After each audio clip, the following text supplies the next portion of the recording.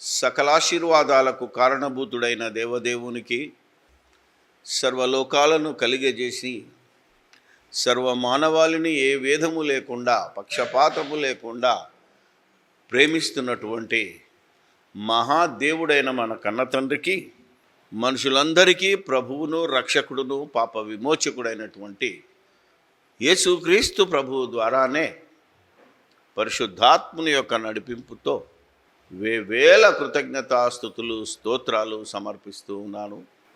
ప్రభు యేసుక్రీస్తును సర్వలోక రక్షకుడని, సర్వమానవాళి కోసం ప్రాణం పెట్టి తిరిగి మూడో దినాన దేవుని చేత లేపబడి పరలోకంలో దేవుని కుడిపార్శ్వమున కూర్చొని త్వరలో రానయ్యున్నాడనే నిరీక్షణ కలిగి సకల లోకవాసులకు సువార్తను ప్రకటిస్తున్నటువంటి మీ అందరికీ యేసుక్రీస్తు ప్రభువు నామములోనే నా వందనాలు, శుభాభివందనాలు తెలియచేస్తున్నాను.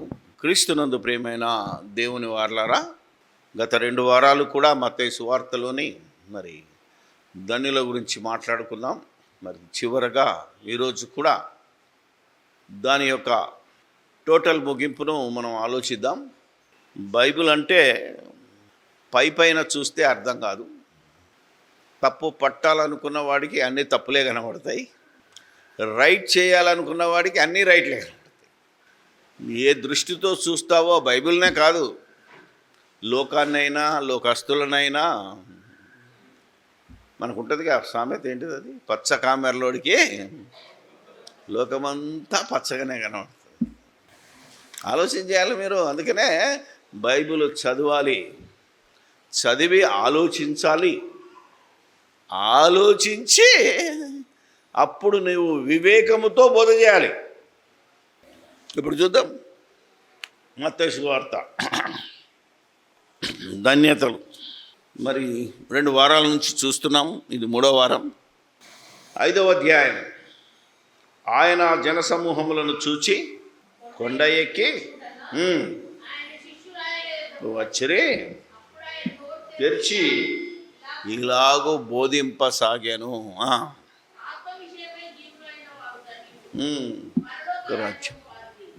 ఈ మొదటి వరుసలో నువ్వు బతికుండగానే చూస్తావా, చచ్చిపోయిన తర్వాత చూస్తావా?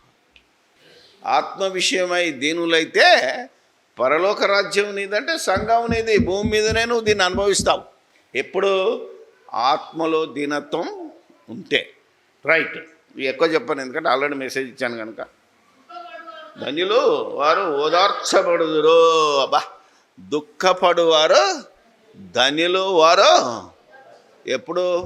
ఇప్పుడు కాదు, ఇది ఇప్పుడు కాదు. అర్థమైందా లేదా? నువ్వు క్రీస్తు కోసమో దేనికోసమో నీతి కోసం దుఃఖపడితే నీకు ఓదార్పు ఎప్పుడు? ఒక లాజరు ఉన్నాడు, అవునా కదా? గజ్జి కురుపులు గోక్కుంటున్నాడు, తిండి లేదు, అవునా కదా? ఏ స్థితిలో ఉన్నాడో బాధను అనుభవిస్తూ దేవుణ్ణి స్తుతించాడు. కానీ ఎప్పుడు అతనికి ఓదార్పు దొరికింది?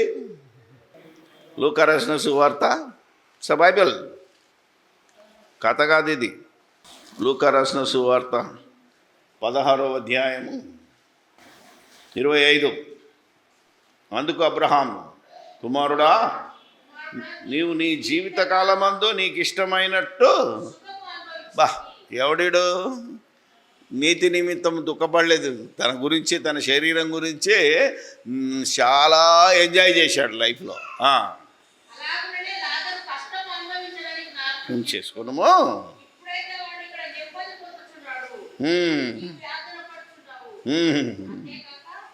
ఇప్పుడు చెప్పండి, జీవితాంతం ఇక్కడ సుఖపడ్డాడు అక్కడ కాలుతాడు, జీవితాంతం వరకు ఇక్కడ దుఃఖపడ్డవాడు ఎవరి గురించి? ఆస్తి లేదు, అంతస్తు లేదు, అది లేదన్నాడు కాదేడు. దేవుని రాజ్యం నిమిత్తము క్రీస్తు వలె నిందల పాలై ప్రతి క్షణము బాధ అనుభవించిన వాడికి నెమ్మది ఎప్పుడు? సస్తేనే, బతికుంటే కాదు. గుర్తుపెట్టుకోండి. ఎందుకంటే ప్రకటన గ్రంథం సాక్ష్యాధారం. ప్రకటన 14వ అధ్యాయం 13వ వచనం.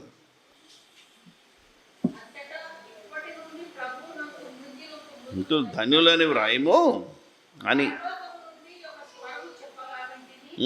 నిజమే. బా చాలా అమ్మా. ఏం సీను, ఇప్పటి నుండి క్రీస్తు కోసం ప్రయాసపడి జీవితంలో కష్టాలు అనుభవించి ఇంట్లో ఒంట్లో బయట, అవునా కదా, అన్ని కష్టాలు అనుభవించి నీతి నిమిత్తము, అవునా, నీతి నిమిత్తం దుఃఖపడువారు ధన్యులు, వారు ఓదార్చబడుదురు. ఎప్పుడు? ఇక్కడ కాదు, ఇలా ఓదార్చగానే మళ్ళీ కష్టం అవుతుంది. ఇంకా నువ్వు గంటకు ఓదార్చబడితే మరో గంటకు ప్రాబ్లమ్స్ ఉంటూనే ఉంటాయి. ఎప్పటిదాకా? దీంట్లో నుంచి నీ ఆత్మ వెళ్ళిపోయేంత వరకు నువ్వు ధన్యురాలవి, నువ్వు ధన్యుడవు. నెమ్మది ఎప్పుడంటే పోయినాక. ఈ నమ్మకం నీకుంటే, ఈ విశ్వాసం నీకుంటే నీతి నిమిత్తము దుఃఖపడు, లేకపోతే తినుమా తాగుమా సుఖించు, నో ప్రాబ్లం. నేను ఎవడు బలవంతం పెట్టట్లేదు. నెక్స్ట్, కనికరము గలవారు ధన్యులు, వారు కనికరము పొందుదురు. It's a wonderful word. కనికరం అంటే జాలి, దయ, అవునా కదా, అర్థం చేసుకునే మనస్సు. ఎవరి ఎడల? నీ జీవితంలో జరిగే ప్రతి వ్యక్తి వలననో పరిస్థితి వలననో, అవునా కదా, దేని వలననో ఇబ్బంది కలిగితే నువ్వేం చేయాలి? అతన్ని కనికరము చూపాలి. ఒకసారి యేసు ప్రభు దారిలో వెళ్తున్నాడు. ఒక స్త్రీ వస్తుంది, ఆమె అన్యురాలు. వాళ్ళ బిడ్డ చనిపోయింది అనుకుంటాను కదా, కూతురే కదా.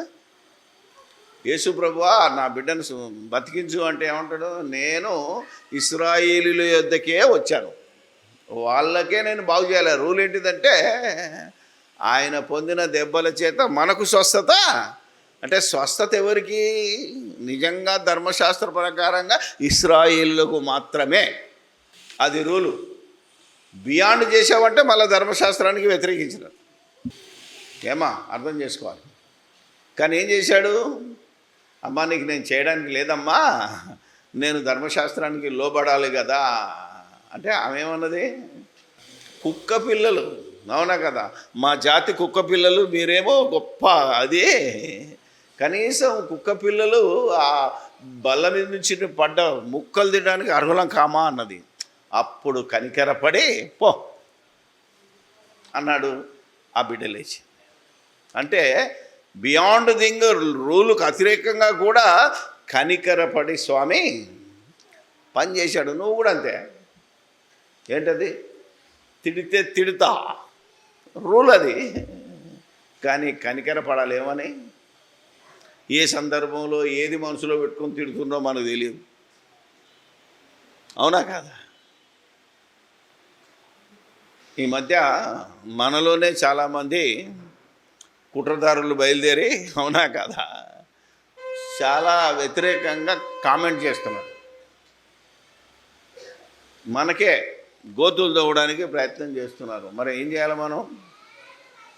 డైరెక్ట్గా వెళ్ళిపోరా బాబు అనాలే, కానీ నా మనస్తత్వం అది కాదు. దుష్టుడు ఎవడును తరమకుండా ఆడే పోతాడు, అవునా కదా? అది నిజమా కాదా ఎంక్వైరీ చేసుకోవాలా, మనసులో పెట్టుకోవాలా, జాగ్రత్తగా ఆలోచిస్తే. కాబట్టి ప్రియులారా, నీ జీవితంలో ఎంత కనికరం చూపుతావో నువ్వు కూడా కనికరింపబడతావు. అంటే మనం ఎప్పుడో ఒకసారి తప్పు చేసే పరిస్థితి వస్తుందా రాదా? మరి అప్పుడు నిన్ను చంపితే ఒక ఆయన అన్నాడు, ఏం బైబిల్ అయ్యా మీరు బైబిల్ అంటారు, తప్పు చేసినామని ఆ క్షణంలో చంపేయాలి, క్షమాపణ ఏంటి? క్షమాపణ ఇచ్చామనుకో మళ్ళీ తప్పు చేస్తాడు ఆడ అంటున్నాడు. నేనన్నాను, నీకు బైబిల్ అర్థం కాలేదు, దేవుని నీతి కూడా మీకు అర్థం కాలేదు. దేవుని నీతి ఏంటంటే, ఒక పాపి మారు మనసు పొందితే, అవునా, దేవునికి సంతోషం. నన్ను చంపేసినావు అనుకో, ఇంక మరి అందరూ పాపం చేసిన వాళ్ళే కదా. బైబిల్ ఏం చెప్తా, అందరూ పాపం నువ్వు ఈ మాట మీద నిలబడితే అదే కదా, పాపం చేసినోడిని చంపేయాలంటే నువ్వు చేయలేదు ఆ పాపం. నిన్ను చంపేస్తే వీడికి వచ్చేవాడివే కాదు. నీకు ఇంకా టైం ఇచ్చాడు దేవుడు. నువ్వు ఈరోజు నోరు తెరుస్తున్నావు అంటే నీకు టైం ఇచ్చాడు. క్షమించాడు కనుక నువ్వు క్షమించమన్నాడు. అవునా కదా? మీరు ఆలోచన చేస్తే ఎంత బాగుంటుంది. ఇది క్రైస్తవులకు యేసుప్రభు ఇచ్చిన ఆజ్ఞ. బైబిల్లో ఉన్న సెక్యులరిజం అంటారు చూసారా, అసలు దేంట్లో లేదు. ఆలోచన చేయండి. దీన్ని ఆశ్రయించి ఒక గ్రహం స్టెన్స్ భార్య ఏమన్నదో తెలుసు కదా, దారాసింగోని అనేవాడిని వదిలేయండి అన్నది. అంతే, క్షమించాను దేవుడు చూసుకుంటాను అన్నది. సోనియా గాంధీ కూడా అన్నది, రాజీవ్ గాంధీ. సో ఆమె కూడా ఏమన్నదంటే వదిలేయమన్నది, క్షమించమన్నది. అంతటి మనస్తత్వం కలిగిన వారు క్రైస్తవులు. సో కనికరము గలవారు ధన్యులు, వారు కనికరము పొందుదురు. అంటే ఇప్పుడు కూడా పొందుతాము. అవునా కదా? నువ్వేం చేయకపోయినా నీ తప్పులన్నీ కనికరిపోబడి నీకు పరలోకంలో సీటు దొరుకుతుంది. యేసుక్రీస్తునందు విశ్వాసం ఇస్తుంది. రైట్, ఇది అసలు పాయింట్. ఈరోజు మనది ఏంటిదంటే హృదయ శుద్ధి గలవారు ధన్యులు. అంటే ధన్యులు దేవుణ్ణి చూసేది ఎప్పుడు? యేసుప్రభు ఏమంటున్నాడు, హృదయ శుద్ధి ఉంటే మీరు దేవుణ్ణి చూసేదరు అంటున్నాడు. మరి ఇంతకీ యేసుప్రభు హృదయ శుద్ధి ఉందా లేదా? ఓకే, అందరికంటే మనకంటే లేదనుకుందాం. మరి ఆయనకు ఉందిగా, ఉందా లేదా? మరి ఆయన దేవుణ్ణి చూశాడా? మనిషిగా నువ్వు బ్రతికినంత కాలము ఎవడునూ ఎప్పుడునూ దేవుణ్ణి, మొదటి తిమోతి 1 అవునా కదా 6:16 చూస్తే, ఏ మానవుడు ఎప్పుడైనాను చూడలేదు, సమీపింపరు అని తేజస్సులో ఆయన మాత్రమే. ఇది దేవుని క్యారెక్టర్. అంటే నరుడుగా ఒక రక్తమాంసములను ధరించుకొని, అవునా కదా, నాకు ఒక శరీరమును అమర్చితివి అన్న యేసుక్రీస్తు శరీరధారి కనుక నరుడైన వాడు దేవుణ్ణి ఎప్పటికీ చూడలేడు. ఈ భూమి మీద బ్రతికినంత కాలం నువ్వు పరిశుద్ధుడవా, నువ్వు ఎవరివైనా కానీ చూచెదర్రు అన్నాడంటే ఆలోచన చేయండి. మరి అందరూ చూశారు కదా బ్రదర్ అంటున్నాడు. యేసుప్రభు చెప్పాడు 5:37 యోహాను చూస్తే ఏముంటుందంటే, ఏ కాలమందైనను మీరు నా తండ్రి స్వరూపాన్ని చూడలేదు, స్వరాన్ని వినలేదు అన్నాడంటే ఆ కాలంలో ఎంతటి భక్తుడైనా, అవునా కదా, అబ్రహాము నీతిమంతుడేగా, మోషే అవునా కదా, నీతిమంతుల జాబితాలో ఉన్నారు కదా, అంత పరిశుద్ధులు అంటున్నాం కదా మనం. మరి వాళ్ళు కూడా ఎప్పుడు దేవుణ్ణి చూడలేదు. ఎందుకని? చూస్తే సస్తాడు. అర్థమైతే లేదా? రూల్ ఏంటిది? ఈ శరీరముతో ఎవడైనా దేవుణ్ణి చూస్తే స్పాట్ డెడ్. అందుకని వాళ్ళందరూ ఎందుకు బతికారు అంటే చూడలేదు కాబట్టి బతికారు. నువ్వు చూసావు అని వాదిస్తే నీ తప్పు బైబిల్లో.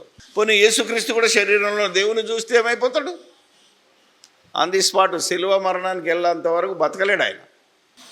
అందుకే ఏమంటున్నాడు అంటే, నువ్వు దేవుణ్ణి చూడాలి అంటే ఈ శరీరాన్ని వదలాలి. ఆయన దేవుడు కదండి, అంతేనా కదా. ఇప్పుడు మాట్లాడేది ఏమిటంటే ఆయన దేవుడు కదండి, ఎందుకు చూడలేడు అన్నామనుకో, ఆయన బోధ చూపిస్తాను ఇప్పుడు. యోహాను రాసిన సువార్త ఏంటది, కౌంటర్ చేయడానికి మనోడే ఆయనకి, ఎందుకంటే బైబిల్ తెలియదు కదా. ఇలా బైబిల్ చదివినోడు ఎవడు లేడు. తెలియక మాట్లాడే వాళ్ళు చాలామంది ఉన్నారు, తెలిసిన చెప్తుంటే మనల్ని నిందించే వాళ్ళు కూడా చాలామంది ఉన్నారు. నీతి నిమిత్తము, అవునా కదా. ఏమన్నాడు? పైన చెప్పాడు కదా. ఇప్పుడు చూడు, యేసుప్రభు దేవుణ్ణి చూశాడా లేదా? యోహాను సువార్త 8వ అధ్యాయము 38వ వచనం చదవండి. ప్రూఫ్ చూపిస్తున్నాను మీకు. ప్రూఫ్, నేను నా తండ్రి యొద్ద చూచిన సంగతులే. ఎప్పుడు చూశాడు? ఈ లోకంలోనికి రాకముందు ఆయన తండ్రిని చూశాడు. తండ్రి యొద్ద జరిగిన సూచనలు, ఏం చేయాలో చెప్పినవి కూడా చూశాడు. అందుకని చూచిన సంగతులే బోధించుచున్నాను. యేసుప్రభు ఎప్పుడు తప్పు చేయడండి, తప్పు చేయలేదు, తప్పుడు మాట్లాడలేదు.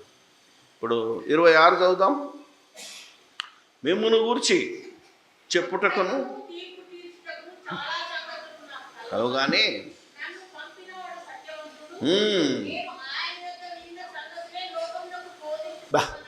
ఆయన యొద్ద వినినై. ఇప్పుడు నేనేం ఆయన స్వరాన్ని వింటలేను, ఆయన మాటలేం వింటలేను. నేను ఆయన యొద్ద ఉన్నప్పుడు వినిన సంగతులు మీకు బోధిస్తున్నాను అన్నాడు. అంటే ఎంత కరెక్ట్గా మాట్లాడుతున్నాడు. ఒకవేళ స్వరము విన్నాను అన్నాడు అనుకో, ఇప్పుడు కూడా దేవుడు నాతో మాట్లాడుతున్నాడు అనుకోండి, ఆయన ఇచ్చిన స్టేట్మెంట్ తప్పైపోద్ది. అది ఏ నరుడు, అవునా కదా, ఇంతవరకు దేవుణ్ణి చూసిన వాడు కానీ దేవుని మాటలు స్వరము విన్నవాడు లేడు. ఆయన ఇచ్చిన స్టేట్మెంట్ అది. తాను ఇచ్చిన స్టేట్మెంట్కు తాను వ్యతిరేకంగా ఎప్పుడూ మాట్లాడు. దీని ఏమంటారంటే సెల్ఫ్ గోల్ అంటారు. మనం అప్పుడప్పుడు సెల్ఫ్ గోల్ వేసుకుంటాం మన మీదనే. కానీ యేసు ప్రభు సత్యము, ఆయనను పంపినవాడు సత్యవంతుడు. మనకు క్రిస్మస్కి ఒక ప్రసంగం చేయడానికి వెళ్ళాను. అక్కడ స్కిట్ ఒక పాట పాడాను. ఆకాశములు పట్టజాలని ఆ మహాదేవుడు తను తాను తగ్గించుకొని యేసుక్రీస్తుగా అవతారం ఎత్తొచ్చాడంట. ఒరే నాయన, ఆకాశములు పట్టలేని దేవుడు ఈ లోకంలో ఎలా పడతాడు రా నాయన? ఎంత తగ్గించుకుని ఆయన పట్టడు. ఆయన నరుడు కాడు అని ఉన్నాక నరుడుగా వచ్చాడంటారేంటి? హృదయ శుద్ధి గలవారు ధన్యులు, వారు దేవుణ్ణి. మరి ఈయనే దేవుడైతే వాళ్ళు చూసినట్టేగా దేవుణ్ణి, అవునా కదా? యేసుప్రభువే దేవుడు అని మీరు అంటున్నారు కదా ఈరోజు. మరి ఆల్రెడీ చూసేదరని ఈయనెట్లా అంటాడు? మీరు దేవుణ్ణి చూచుతున్నారు అనాలి కదా, అవునా కదా పాయింట్. ఇలా మీరు ఆలోచిస్తేనే మీ భక్తి, మీ విశ్వాసము నిలబడుతుంది. ఒకడంటాడు ఇంత లోతు మాకెందుకయ్యా, అవునా, ఇంత లోతు మాకెందుకయ్యా అంటే విశ్వాస మూలము కానిది ఏదో అది పాపం రానైనా పోతావు నరకానికి. మన విశ్వాసాన్ని సరి చేసుకోవాలి కాబట్టి ఇంత లోపలికి వెళ్ళి మాట్లాడుతున్నాను. మీరు అర్థం చేసుకోవడానికి ట్రై చేయండి. అందుకని దేవుణ్ణి చూచెదురు అంటే చూచు, ఇక్కడ మాట్లాడుతున్న ఆయన దేవుడు కాదు. మీరు సచ్చిన తర్వాత దేవుణ్ణే చూస్తారు. మీ హృదయ శుద్ధి ఉంటే, అంటే నువ్వు నీతిమంతుడవు అయితే, హృదయ శుద్ధి గలవాడవు అయితే నువ్వు చస్తే దేవుణ్ణి చూస్తావు, లేకపోతే నరకంలో నిత్యము కాలుతావు. ఇది దాని అర్థం. ఇది ఇప్పుడు జరిగేది. నువ్వు ఎంత శుద్ధిమంతుడుగా, ఎంత నీతిమంతుడుగా బ్రతికినా ఈ లోకంలో ఉన్నప్పుడు నువ్వు దేవుణ్ణి చూడలేవు. రైట్.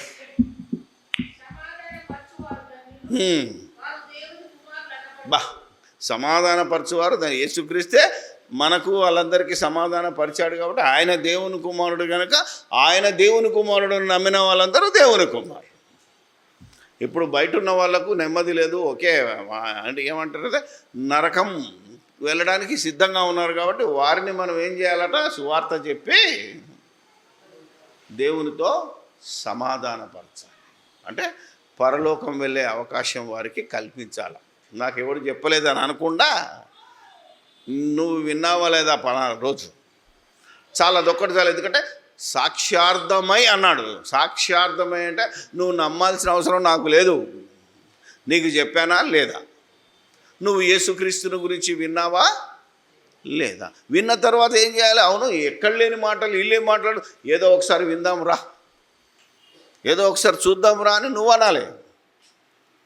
సపోజ్ ఒక ప్రకటన ఇచ్చాడు అనుకో, సర్వరోగ నివారణి నా మందు అన్నాడు అనుకో, ఏం చేస్తావు? వదిలేతావు అని, అవునా కదా? నేను ఒక అడ్వర్టైజ్మెంట్ చూశాను, పునర్జన్ అనేదో క్యాన్సర్కు మందని, తప్పకుండా మేము బాగు చేస్తున్నాం ఇలా బాగా అంటే నాకు కూడా ఆశ పుట్టింది మావోని పంపుదామని. మా తమ్మునికి వచ్చినప్పుడు కరెక్టే కదా, ఎందుకంటే ఏమో ఎక్కడ ఏ పుట్టలో ఏ పాము ఉందో. అంటే ఇంత గొప్ప డాక్టర్ని మనం పోగొట్టుకోవద్దని అనుకోండి మనం పోతాం కదా. ఇది మానవ మెంటాలిటీ.